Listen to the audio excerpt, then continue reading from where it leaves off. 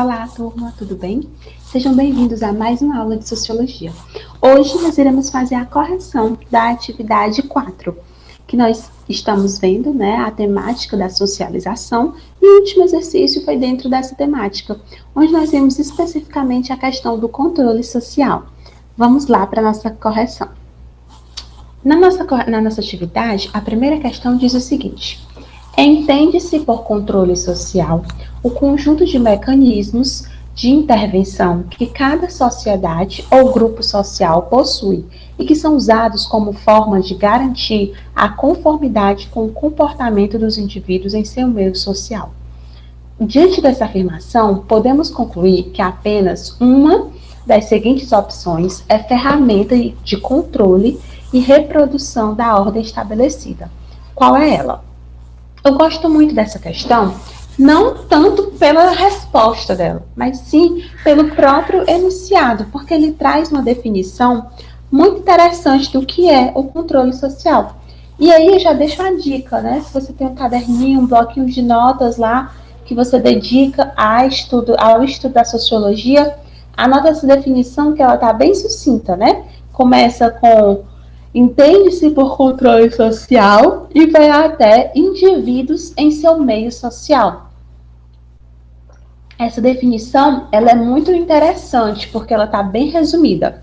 Mas vamos lá. Dentro dessas opções aqui, a escola, a luta de classes, a mais-valia ou a ação social? Qual desses quatro está relacionado com o controle social? A resposta correta é a escola. Como a gente viu nas nossas aulas, a escola é um lugar onde acontece a socialização e é também um lugar onde acontece o controle social. Encontramos na escola, enquanto instituição social, vários agentes do controle social. Os professores, o núcleo gestor, toda essa galera que trabalha na escola, que trabalha junto aos estudantes para garantir a conformidade às regras da sociedade. Então, o item correto, o item A de amor. A luta de classes e a mais-valia são dois conceitos do Marx, e a ação social é um conceito do Max Weber, tá? Acredito que vocês já viram isso nos anos anteriores, mas se não tiverem visto, não é problema algum. No final do terceiro ano, a gente faz uma revisãozinha com esses conceitos, porque eles são muito importantes quando a gente vai estudar para o Enem, tá? Segunda questão. Então, primeira questão, item A de amor. Segunda questão. É outra questão que eu acho muito bacana o enunciado, tá? Essa foi uma questão de Enem, eu não me recordo agora o ano, mas ela foi uma questão do Enem, que eu gosto muito do enunciado, porque ele descreve perfeitamente o que é o panóptico, com um trecho do livro do próprio Bentham, que foi o pensador que elaborou essa teoria. O edifício é circular. Os apartamentos dos prisioneiros ocupam a circunferência. Você pode chamá-los, se quiser, de celas. O apartamento do inspetor ocupa o centro. Você pode, se quiser, de alojamento do inspetor. A moral reformada, a saúde preservada, a indústria revigorada, a instituição difundida, os encargos públicos aliviados, a economia assentada, como deve ser, sobre uma rocha. O nó górdio da lei sobre os pobres não cortado, mas desfeito. Tudo por uma simples ideia de arquitetura. Essa é a proposta de um sistema conhecido como panóptico, um modelo que mostra o poder da disciplina nas sociedades contemporâneas, exercido preferencialmente por mecanismos. Gente, essa ideia do panóptico é aquela que eu expliquei para vocês no finalzinho da nossa aula passada. Foi uma ideia criada pelo Bentham e que foi apropriada por Foucault, O Foucault desenvolveu essa ideia dentro da lógica, da sua teoria sobre o vigiar e punir. Como vocês viram aí na descrição, o panóptico, ele é uma estrutura circular, como se tivesse uma torre, uma torre no meio, e em volta as celas, o local onde os prisioneiros, onde as pessoas que por algum motivo estão sendo vigiadas ficam. E essas pessoas estão sempre naquela sensação de que podem estar sendo observadas. E por estarem com essa sensação, elas vão se adequar às regras da instituição, do local onde elas estão. Se nós estamos falando de presos, de pacientes psiquiátricos, de alunos, de freiras em conventos, enfim, a depender do tipo de instituição, as pessoas que podem estar sendo vigiadas, elas ficam com aquela sensação, né? A qualquer momento eu posso estar sendo vigiada, então eu posso ser punida. E aí é essa sensação que essa estrutura traz, né? Da vigilância constante. E a questão, o enunciado está perguntando exatamente o que, professora? Essa proposta, esse modelo, né? Segundo ela, essa disciplina, ela se dá de que maneira? Esses mecanismos são de que tipos? Item A, são religiosos? Não, né, gente? A gente não está falando aqui exclusivamente de instituições religiosas. Inclusive, na nossa sociedade contemporânea, a maioria das pessoas nem estão tão preocupadas assim. Nós vivemos numa sociedade ascética, né? Então, a maioria das pessoas nem estão preocupadas assim com essa vigilância que se dá dentro da religião. Claro que isso ainda é forte nas religiões. Mas as religiões não ocupam mais esse lugar de vigilância na sociedade. Isso, assim, como o mais importante, né? Ela continua sendo, mas não é o mais central dentro da sociedade. O B, ideológicos, que estabelecem limites pela alienação, impedindo a visão de dominação sofrida. Por nenhum momento, né, se afirma que esses indivíduos eles são alienados, né?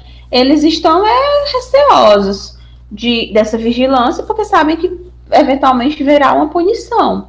Mas isso não quer dizer que eles são alienados, certo? O item C, repressivos, que perpetuam as relações de dominação entre os homens por meio da tortura física. Não se estabelece tortura física, né? Ele tá lá no meio, só vigiando, só de olho. Então, não é o item C. O item D, sutis, que adestram os corpos no espaço-tempo por meio do olhar, como instrumento de controle. Esse é o item verdadeiro. Essa vigilância, ela é sutil. Por que ela é sutil? A pessoa nem sabe se está sendo mesmo observada. A pessoa tem medo dessa possibilidade de estar sendo observada. Então, ela já vai evitar qualquer problema. Então, é uma vigilância sutil. É mais ou menos o que acontece com as câmeras de segurança. Lá tem aquela mensagenzinha, né? Sorria, você está sendo filmado. Então, é uma maneira sutil de controlar as nossas vidas. O item é consensuais, que pactuam acordos com base na compreensão dos benefícios gerais de se ter as próprias ações controladas. Hora nenhuma, no texto, fala de que os prisioneiros assinaram lá, ok, pode me vigiar. Eles são prisioneiros, eles não têm muitas opções, né? Eles estão sendo vigiados porque eles são prisioneiros. Próxima, então, segunda questão, item correto, D de dado. Próxima questão. O termo relações sociais está ligado. Item A, ao processo de interação entre diversos atores sociais em determinados papéis sociais. Item B, somente a comunicação das pessoas. Esse item está errado devido a essa palavra somente, tá? Não é somente a comunicação das pessoas. A comunicação tem a ver com as relações sociais, faz parte das relações sociais, mas não é somente isso. As questões profissionais dos atores sociais, não é só a questões profissionais, envolve muitas outras questões. Item D, há um entendimento dos homens em sociedade a respeito da produção de riquezas. Também não é isso as relações sociais, não está relacionado somente a esse entendimento, né? A esse entendimento de produção de riqueza, não, tá? O item correto é o item A. As relações sociais estão relacionadas, estão ligadas à interação entre os diversos atores que desempenham vários papéis sociais. O item B e o item C nós podemos considerar como incompletos. E o item D como errado. Então, o item correto, A de amor. Última questão de hoje. Podemos definir status como? Essa questão aqui eu peço muita atenção, tá? Eu coloquei status aí com letras maiúsculas, porque eu falei várias vezes sobre isso na nossa aula, e ela tem uma casquinha de banana, essa questão aí. Vamos lá, item A. Papel desempenhado por uma pessoa na estrutura social de acordo com seu cargo ocupado no grupo. Item B, posição que a pessoa ocupa na estrutura social de acordo com o julgamento coletivo ou consenso de opinião do grupo. Item C, é a capacidade econômica de um indivíduo frente à sociedade. Item D, é uma representação social não reconhecida pelo grupo social. Vamos começar de baixo para cima. É uma representação social reconhecida, tá, gente? O status, a pessoa reconhece a outra, né? Então, o item D está errado porque diz que não é reconhecido pelo grupo. E se você ocupa determinado status, é porque o grupo reconhece aquela posição, né? Então, item D, errado. Item C, não é só a capacidade econômica. Existem status que estão ligados ao poder econômico, à capacidade econômica, mas não é só isso. Então, item C, errado. Item A e item B é onde está a casca de banana, tá? E destaco, o status é a posição que a pessoa ocupa.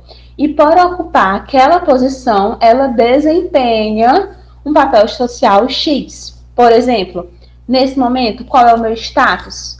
Professora. É a posição que eu ocupo na nossa relação social, na nossa relação professor e aluno. Então, meu status é de professora. E por ocupar esse status, eu tenho um papel social, que é ministrar as aulas, corrigir atividades, lançar notas, contribuir com a formação profissional de vocês, enfim. Eu tenho uma série de papéis por conta desse status que eu ocupo, desse lugar que eu ocupo na relação social. Então, item correto, B de bola. Galerinha, muito obrigada pela atenção de vocês. Espero que tenha ficado claro, tá? Fiz uma aula bem rapidinho, que é para essas questões ficarem fixas na mente de vocês. Se tiverem qualquer dúvida, podem me procurar. Estou à disposição. Um grande abraço e até a nossa próxima aula. Obrigada.